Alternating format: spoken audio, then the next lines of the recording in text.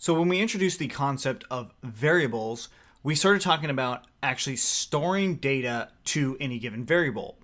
That is, we put a string equal to a variable, or we put a number equal to a variable.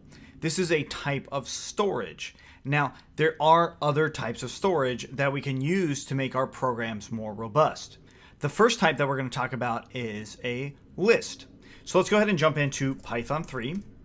And you're either going to just type out Python or Python 3, depending on what system you're in. This is going to bring us into the Python interpreter. Of course, this is also known as the Python shell, where we can write our Python code. It's denoted by the 3 greater than signs. This isn't the only place that we can write our Python code, but this is where we're going to start. This is what we're doing it now. So if you ever see these 3 greater than signs and Python above it, there's a good chance that you are working in Python, so you can probably write some Python code. It's pretty cool. So like I said, we're going to be talking about lists now. So let's actually revisit the concept of variables, and that is ABC equals to some string. Right? So ABC is a variable that we can use and we can multiply with, we can add to each other, and we can do all sorts of things with it. Now, of course, there's more things that we can talk about with strings and variables, but for now, what we want to do is talk about lists, also known as arrays. So depending on what programming language you're using, it's going to be called a list or an array. But a list is much like what you might think. So like item 1, this is item 1. And so on. Item 2, this is item 2. And right? So like that's a list. 1, 2, 3, 4, 5, so on and so forth. That's a human list. But we're not using a human list. Instead, we're using a Python list. So what I'm going to do here is I'm going to create a list by using square brackets. So the square brackets themselves are actually, that's an empty list right there. And the list itself can be added to things. So if I put a string in here, so some string, my list now has one item in it, and that's some string. I can also put a comma. Once I put a comma, I'm adding the second item, but if I press enter, it's still treated as one item. So if I put 1, 2, 3 in here, I now have a list with a string and an integer, right? So this is now a list for me. I can put another item in here and say another string. Oops, I didn't put a quote at the end. So something that's really important about Python is, again, it's very, very literal. Most programming languages are. So if I mess up like this, if I don't end it with a quote, it's going to get mad at me. So I did it. Let's go ahead and put the quote back. Just by pressing up, I can get that last thing I entered. I press enter down, and now it works. So something else that I'm not doing well here is I'm not using the same kind of quotes. So when you are working inside of your code, it's very good practice, that is, to use the same, like, whatever you're doing. So if you're using double quotes, use double quotes throughout your program. If you're using single quotes, use single quotes throughout. So I'm going to stick with double quotes because there are other programming languages that want only double quotes. So we're going to stick with double quotes, and that's what we're going to do throughout. So now that we've got this, we have our array or list here. In Python, it's called list. In other languages, it's called array. I can now use this list much like I've used the string variables. So I can say list underscore var equals to, and I'm just going to go ahead and copy and paste that list in there. And now I have this list variable, right? So I have a list of items in here. These items are actually stored in that list. So I can do things to this list. That is, I can append an item. So list var.append. So the list variable name, and then append some other item, and close it off with a parentheses. So append is a built-in method that allows us to hit enter. If I do list var again, I now see that some other item is there. That's really cool. So basically what I did is I added, this is how you add, or this is a way to add an item to your list. You can also do list var.pop. And what .pop does is it's going to remove the last item in the list. So we see list var now. We see that one we added is no longer there. So that's pretty cool. We now know how to add and remove items from a list. So it's not perfect because what if I want to remove the first item or the second item or so on? How do I do that? That's something we're going to talk about in just a second. But the first thing that I want to say is we can also do len, so length of the list var, and that will actually give us that. So len we can also do for a random string inside of len. It will also give us the number of items inside of that string, including spaces. So what we see here is we get the list length of any particular list. So there's 3 items in this list. Now, how do we actually identify each individual item, right? So like, how do I reference 1, 2, 3? How do I get that? Well, the way lists work in programming are a little counterintuitive to how they work in real life. So when I'm writing a list in real life, I'll say item number 1, go to the store, right?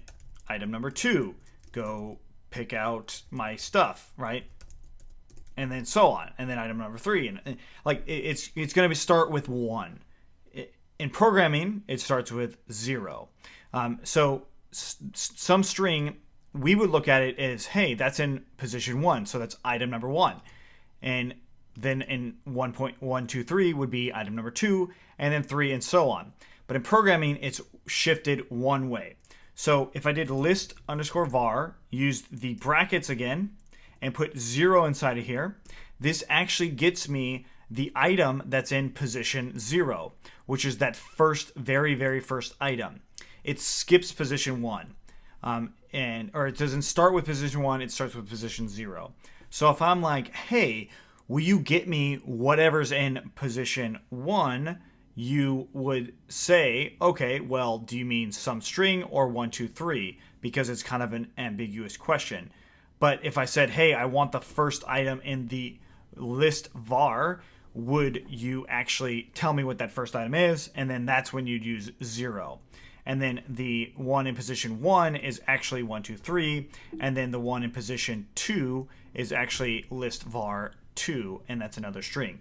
So 1, 2, 3. So item 1 is in position 0. Item 2 is in position 1. This is kind of confusing, so let's do another one.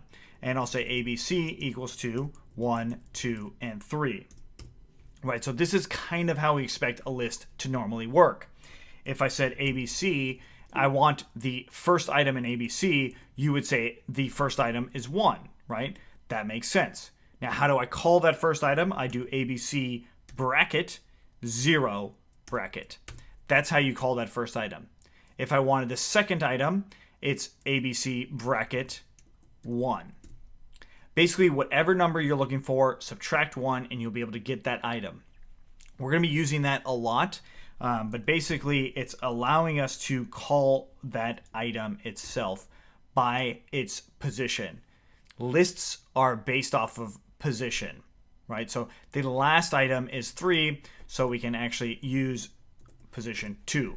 The number, the value of that last item is in position 2 is 3. Cool. Very complicated, or can be very complicated, but trust me, once you work with it more, it won't be as complicated.